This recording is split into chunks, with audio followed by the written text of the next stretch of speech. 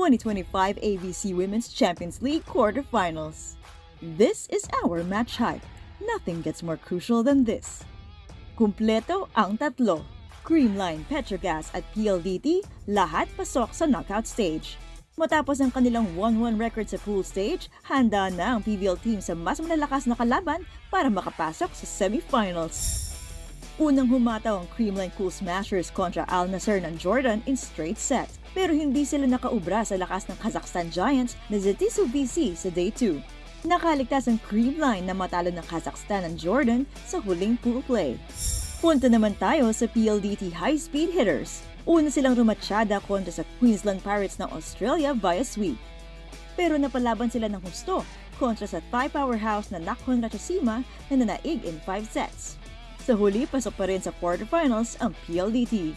Ang Petrogas Angels naman nakatikim agad ng pagkatalo laban sa Thai Power ng Chinese Taipei.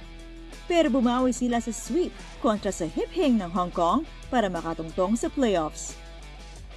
At ngayon, do or die mode na. April 24, 4 p.m., PLDT versus the 9-time Kazakhstan champion Zetisu VC, ang kopa na nagbigay ng unang pagkatalo sa Creamline.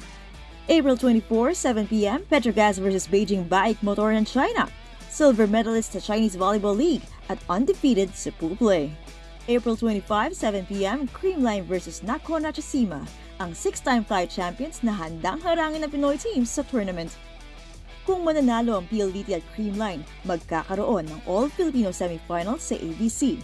At kung magwawagi ang Petrogas, either rematch ito kontra Thai Power o pasabog na laban kontra sa Vietnam star na si T4 at ang kanyang champion club na VTV Bindian Long An. 2 pwesto lang ang binigay ng ABC para sa 2025 FIVB Club World Championship at handa na ang Pilipinas na lumaban para dito. Isang bansa, 3 koponan, isang misyon. Mapapatunayan kaya ng mga Pinay na makipagsabayan sa mga pinakamagagaling sa Asia. Mapapanood ang mga yan sa One Sports, One Sports Plus at Pilipinas Live app. Pag-usapan natin ang inyong predictions sa comment section. For more match hype, visit onesports.ph.